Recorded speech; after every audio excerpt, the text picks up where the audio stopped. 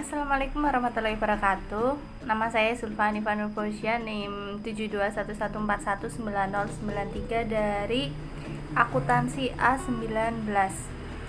Untuk video yang kali ini akan dibahas tentang proyek 5 dan proyek 6. Yang pertama adalah proyek 5, yaitu mengenai formulir pembelian buku melalui web atau HTML.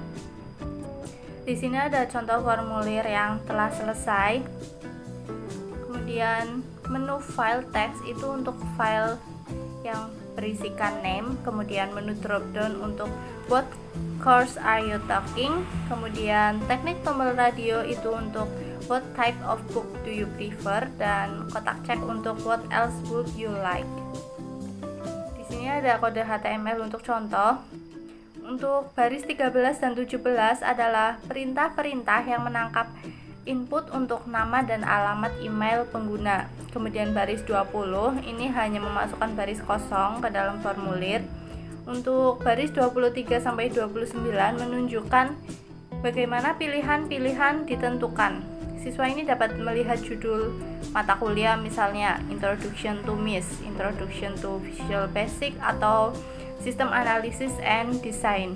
Ketika siswa memilih salah satu pilihan ini, formulir akan mengirimkan nilai yang terkait dengan pilihan tersebut. Kemudian nama file pilihan tercantum pada perintah selection, tetapi nilai yang terkait dengan file tersebut dihasilkan oleh perintah option. Kemudian bagian selanjutnya dari formulir ini menanyakan apakah siswa tersebut lebih menyukai buku bekas, yaitu used, atau baru, yaitu new.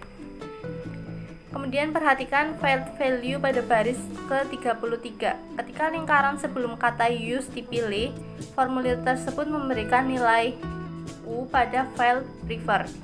Kemudian kata check pada baris 33 ini menyebabkan halaman web untuk memilih pilihan use dari awal. Untuk baris 39 dan 41 ini membuat kotak cek pada contoh untuk membeli catatan kuliah dan slide presentasi. Jika siswa ingin membeli catatan kuliah atau study notes, maka file notes akan memiliki nilai yes. Jika file ini tidak dipilih, maka komputer tidak akan memberikan nilai pada notes. Untuk baris ke-43 sampai 45 ini meminta komentar tambahan dari siswa. Perintah submit pada baris 49 menampilkan submit value to be processed, sedangkan perintah reset pada baris 47 menampilkan fresh reset values don't submit. Untuk menyimpan contoh dan melihat halaman web itu sama halnya dengan pada proyek-proyek yang sebelumnya yang sudah saya bahas. Jadi kalian bisa buka lagi videonya, kalian bisa lagi cari cara untuk menyimpan dan melihat halaman web. Selanjutnya kita beralih ke proyek 6, yaitu mengenai dasar-dasar spreadsheet. Spreadsheet ini memiliki kelebihan, yaitu dapat digunakan untuk memberikan kapabilitas sistem informasi yang cukup rumit bagi perusahaan. Oleh karena itu, tampilan lembar kerja sebaiknya ini berbentuk formulir yang membantu pembuatan keputusan. Langkah yang kalian harus lakukan, yang pertama adalah buka program Microsoft Excel. Nanti akan muncul tampilan seperti ini. Kemudian di bagian bawah itu ada nama set 1, set 2, set 3. Kita akan memakai 2 set. Jadi untuk yang set 3 kalian bisa delete saja, yaitu dengan diklik kemudian klik kanan dan delete.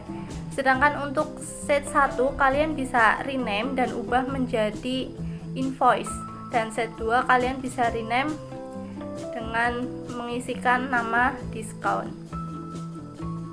Kemudian yang selanjutnya adalah lembar data diskon. Tujuan dari lembar data diskon ini adalah menentukan jumlah 2 unit harga yang menentukan persentase diskon. Di sini disebutkan bahwa jika jumlah harga unit lebih besar atau sama dengan $100, maka diskonnya adalah 15%. Dan jika jumlah harga unit lebih besar atau sama dengan $50, maka diskonnya adalah 10%. Kemudian kita beralih ke lembar data faktur.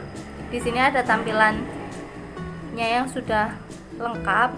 Kemudian penjelasannya adalah kalian bisa blok kolom dari A sampai G, kemudian pilih perintah format, diikuti perintah kolom dan width. Ketika nanti sudah muncul dialog box, kalian bisa isikan dengan angka 13. Ini menandakan lebar kolom, yaitu 13. Untuk sel A1 kalian bisa beri nama invoice.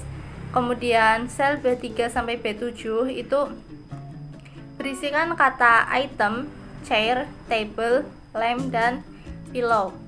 Kemudian harga satuan dimasukkan pada sel C3 sampai C7. Untuk C3 kalian bisa beri nama dengan unit price.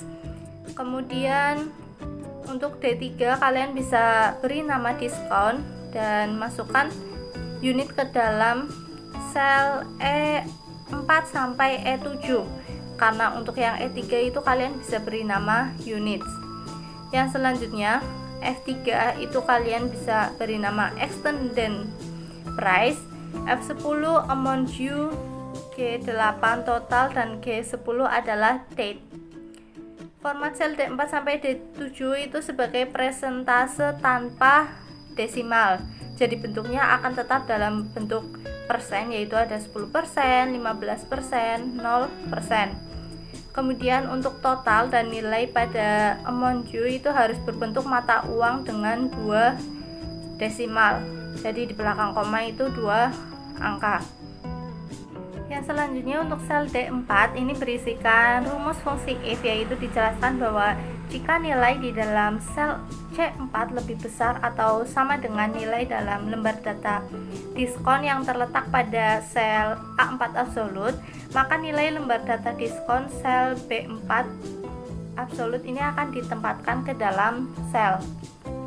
Namun jika nilai dalam C4 lebih besar dari atau sama dengan diskon pada A3 absolut, maka sel ini menjadi nilai dalam diskon B3 absolut. Nah, jika perbandingan keduanya ini tidak benar, maka nilainya akan menjadi 0. Kemudian yang selanjutnya, harga keseluruhan ini merupakan harga per unit dikalikan dengan 1 dikurangi diskon dikalikan dengan jumlah unit yang dibeli. Untuk sel G11 itu sama dengan 0. Kemudian sel G12 sama dengan G11 ditambah 30. Sel G13 sama dengan G11 ditambah 60. Kemudian untuk sel F11 itu sama dengan F8.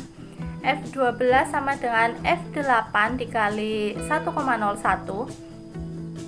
Kemudian sel F13 sama dengan F8 dikali 1,03.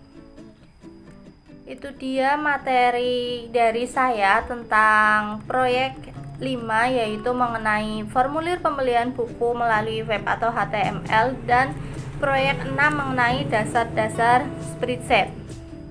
Apabila ada kesalahan ataupun kekurangan materi, saya mohon maaf. Terima kasih telah menonton video ini. Jangan lupa tonton video saya yang berikutnya.